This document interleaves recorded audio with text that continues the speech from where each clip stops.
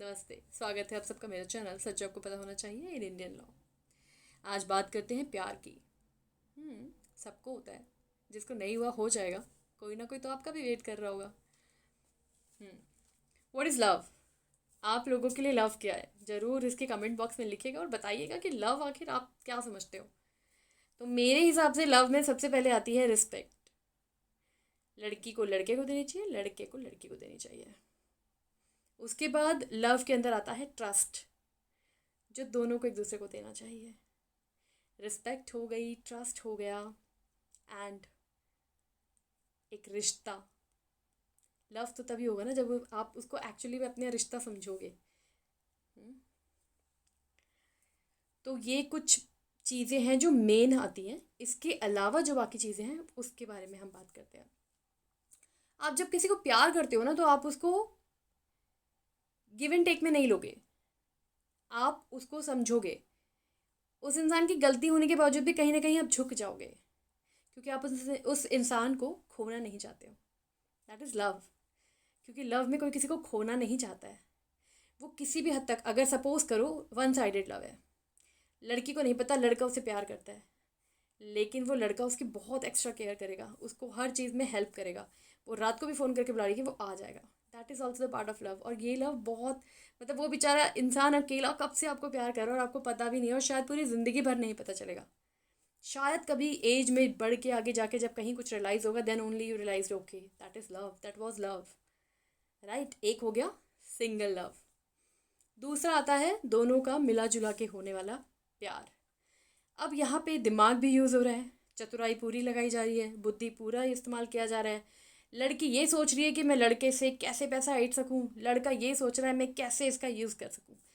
कैसे यूज़ से आप मेरा मतलब समझ गए होंगे। तो यहाँ दोनों का ना बिजनेस चल रहा है। ये B2B हो गया कि भाई it is like give and take. तुमने मुझे आज, तुम मेरे साथ यहाँ गए हो, चलो मैं तुम्हें ये शॉपिंग करवा दूंगा। तुमने आज मुझे ये करने दिया है तो मैं आज ये तुम्हें दूंगा। मैं अब इतनी आगे तक हूँ इसके साथ, तो मैं डिमांड कर सकती हूँ कि भाई मुझे आईफोन चाहिए, या फिर मुझे टैबलेट चाहिए, या फिर मुझे लैपी चाहिए, जो भी है। वट एवर एक्स वाई, जो भी लड़कियाँ डिमांड करती होगी। ठीक है। एक प्यार आता है जहाँ पे आप अंधे हो जाते हो, आपको सामने वाले के प्रति उसका इन्फैचुएशन नज़र आता है। राइट।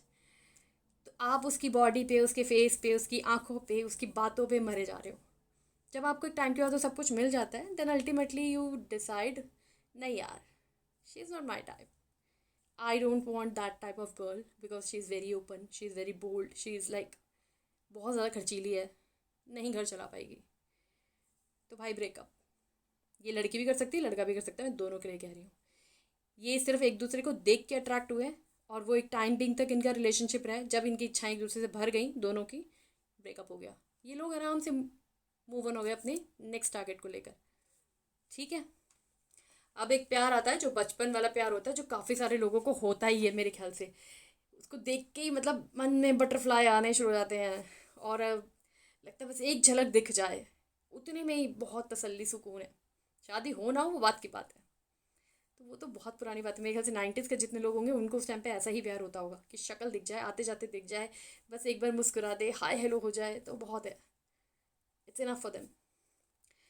अब एक प्यार आता है जहाँ पर आप दिमाग इस्तेमाल नहीं कर रहे, आप दिल से चल रहे हो।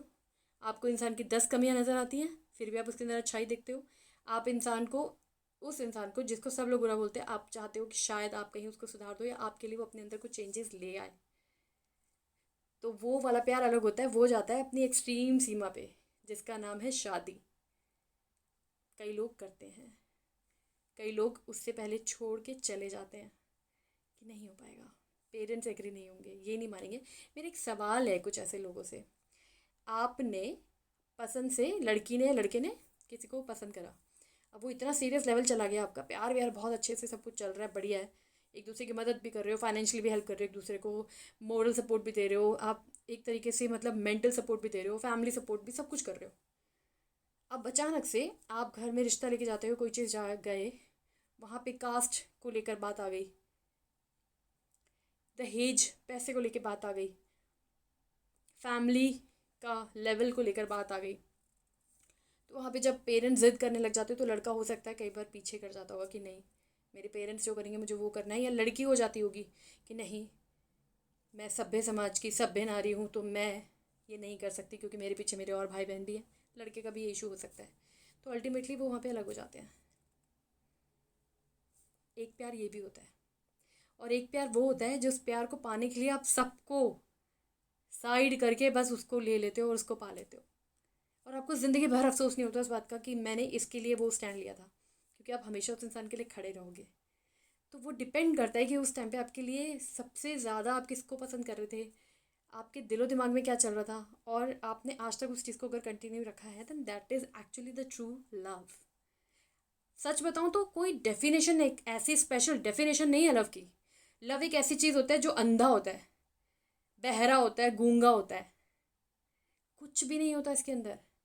सामने वाले के प्रति आपके मन में बस उसको देखते ही वो हो जाता है कि आप सम्मोहित हो चुके हैं, बस वही चाहिए। और जब वो मिल जाता है तो भी हर बार वो बढ़ता रहता है, बढ़ता रहता है, बढ़ता रहता है, एंड आप जिंदगी भर उसका साथ रहना चाहते हो, देना चाहते हो, उसके लिए कुछ भी कर सकते हो। एक लव ये होता है। तो I hope, I just cross my finger for all of you कि आप लोगों को ये वाला प्यार मिले। दिमाग वाला प्यार प्यार नहीं होता, पैसे वाला प्यार लालच होता है। और किसी की फिजिकल आप देखें और उसके बाद आप उसको प्यार करें, शक्ल सूरत या बॉडी स्ट्रक्चर को देख के, that is infatuation, that is not love. और अगर किसी को छोड़ने में आपको 2 मिनट ना लगे तो वो तो प्यार था ही नहीं कभी। अब बात आती है जो मैंने कही थी आपको स्टार्टिंग में, रिस्पेक्ट और ये सारी बात।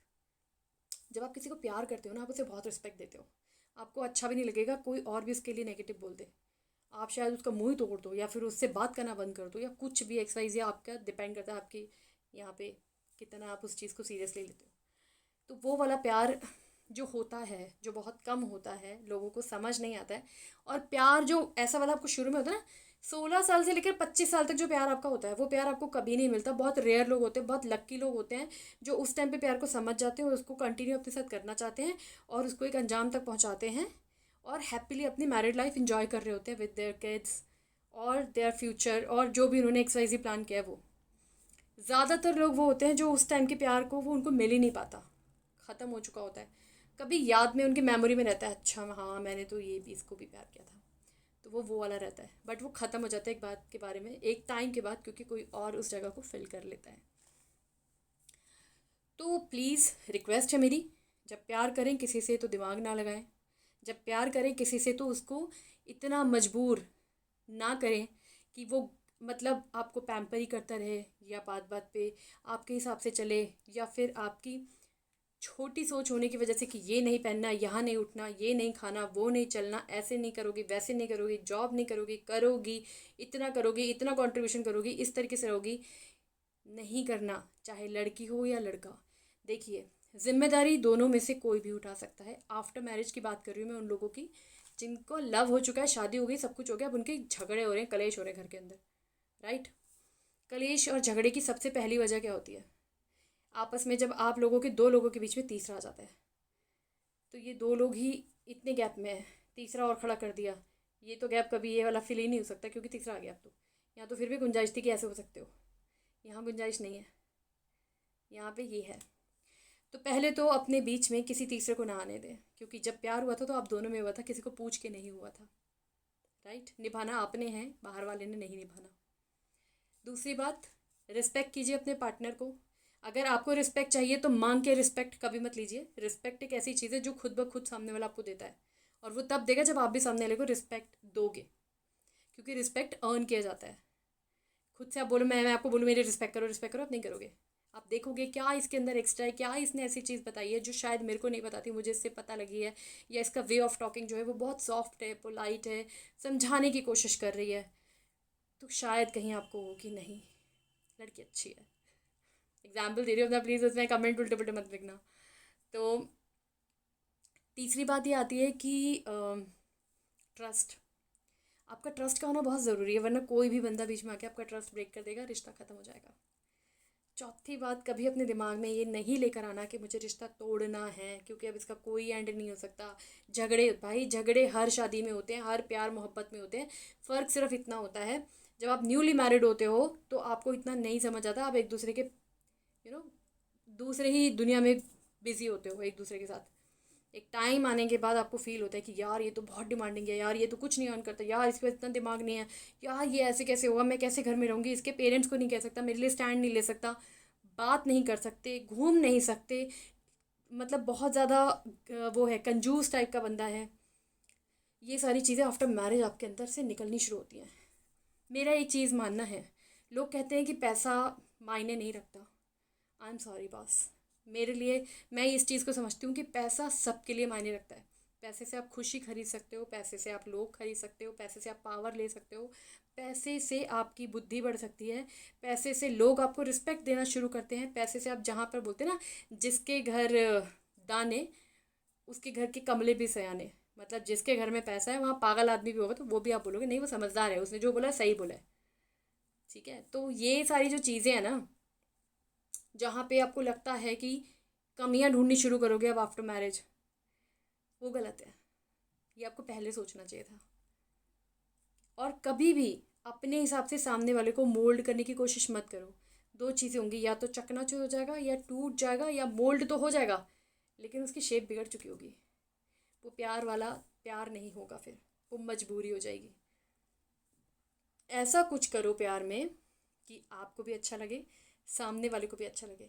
जब आप आओ तो कोई आपका वेट करता नजर आए, कोई आपके लिए तैयार हो रखा हो, या किसी ने आपके लिए बढ़िया खाना बना के रखा हो, या फिर कुछ अच्छी प्लानिंग करके रखी हो, या वो खुद से आपको आगे बढ़ के आपको किसी चीज़ में सपोर्ट कर दे, या फिर वो आपके लिए सब कुछ छोड़ दे। ये है प्यार। बट लोग नहीं समझते। लोगों को पता है क्या लगता है कि अगर मैंने आज इसके लिए 10 किया है तो कल ये मेरे लिए 20 करे। और अगर वो नहीं करता या करती तो फिर उनको लगता है यार मैंने गलत बंदे से शादी कर ली, इसकी तो सोच ही नहीं मिलती मेरे साथ। ऐसा नहीं करना। अगर शादी करी है तो निभाना, और अगर नहीं निभा सकते हो तो प्लीज़ पहले ही पीछे हट जाओ। अभी रहोगे ज़्यादा अच्छा है, शादी के बाद रहोगे उसका कोई आपको कुछ फ़ायदा नहीं होने वाला। रीज़न है, पहला स्टैंप लग जाएगा शादी का, दूसरा स्टैंप लग जाएगा डिवोर्सी का, तीसरा आपका खुद का दिमाग जो है वो नेगेटिव हो जाएगा, आप लोगों पे ट्रस्ट कम करना शुरू करोगे और कहीं ना कहीं आप अंदर से टूट जाओगे। तो लाइफ में अगर अच्छा कुछ करना है तो ये करके दिखाना कि जिस इंसान के साथ रह रहे हो और आपको लग रहा है कि वो बंदा इतना अनोइंग है, इतना इस टाइप का नेचर है कि आप नहीं उसको टॉलरेट कर पा रहे हो, तो उसके साथ निभा के दिखाना। क्योंकि तोड़ना तो बहुत आसान है, जोड़ के दिखाओ ना। हाँ, तोड़ने के लिए लाइन लगी है वकीलों की, जाओ कोर्ट में आपको बहुत मिल जाएंगे कि आ जाओ जी हम ले लेते केस, हम ये करेंगे वो करेंगे, दिन में चांद तारे सितारे सब दिखा देते हैं आपको। जैसे ही टाइम टाइम टाइम बीतता जाता है तो जो केस कर रहा है वो और जिसके ऊपर जो सफर है, दोनों अल्टीमेटली इन दोनों का भरता बन रहा होता है। क्योंकि मज़े तो वकील ले रहे होते हैं, क्योंकि उनके भाई उनकी तो उनका तो काम है, वो उनका जॉब है, वो तो सुबह डेली प्रार्थना करके निकलते होंगे भगवान आज किसी का घर टूटे तो मेरे पास आए, बोनी तो हो मेरी। सॉरी किसी भी लॉयर्स के लिए प्लीज़ इस बात को माइंड मत कीजिए, बट मेरा मेन मोटिव यही है कि लोग शादी करें तो उनके घर बसें। अगर छोटी मोटी मन मुटाव या कोई भी बात है जिसकी वजह से कहीं कोई चीज़ की दिक्कत हो रही है, तो आप मेरे इस वीडियो के साथ में जो मैसेज बॉक्स है उसमें लिखिए, I will definitely help you out. मुझे बहुत खुशी होगी अगर मेरी वजह से किसी का घर बच जाता है, मेरी वजह से कोई इंसान अपनी लाइफ में दोबारा से खुश होकर रह सकता है। मैं बहुत ये तो नहीं होंगी कि मैं इतनी फाइनेंशियल हेल्प कर दूंगी किसी को, मैं फलाना कर दूंगी ये कर दूंगी, क्योंकि मैं खुद उस लायक अभी नहीं हूँ। बट हाँ, ज़िंदगी में मेरा एक सपना है कि जब कभी मेरे पास इतना कुछ हो तो मैं हर साल एक किसान की लड़की की शादी करवा सकूं, जो बहुत बेचारे बिल्कुल बहुत नीडी हैं, जहाँ तक शायद गवर्नमेंट भी ना पहुँच पाती हो। ऐसे कुछ लोग, ऐसे कुछ लोग। और एक मैं चाहूँगी कि वृद्धाश्रम जैसी चीज़ें ना बने। मतलब जिनके बच्चे उनके साथ ऐसा करते हैं उनके लिए कुछ ऐसा एक अलग ही कानून हमारे देश में आना चाहिए कि ये गलत है। आप अपने माँ बाप को ऐसे नहीं छोड़ सकते हो, ऐसे टाइम पे जब उनको आपकी सबसे ज़्यादा ज़रूरत है। जब आप पैदा हुए थे कि आपके माँ बाप ने आपको छोड़ दिया था, या आप पढ़ते नहीं थे तो क्या माँ बाप ने छोड़ दिया था? उन्होंने अपना खाने खा के ट्यूशन्स लगाई होंगी, पैसे लगाए होंगे आपके ऊपर, सब कुछ करा होगा। प्लीज़ अपने पेरेंट्स की हमेशा रिस्पेक्ट करें, क्योंकि वो दोबारा नहीं मिलते। वो एक ऐसी चीज़ है जो खो जाए तो दोबारा नहीं आ सकते। तब तक के लिए नमस्कार, और उम्मीद करूँगी कि आपको मेरी वीडियो पसंद आएगी। ये वीडियो में मैंने कहीं कहीं इसको थोड़ा इनकम्प्लीट छोड़ दिया है, बट आपके पास कोई पॉइंट है तो मुझे ज़रूर बताइएगा, शेयर कीजिएगा, मैं ज़रूर रिप्लाई करूँगी। Thank you so much.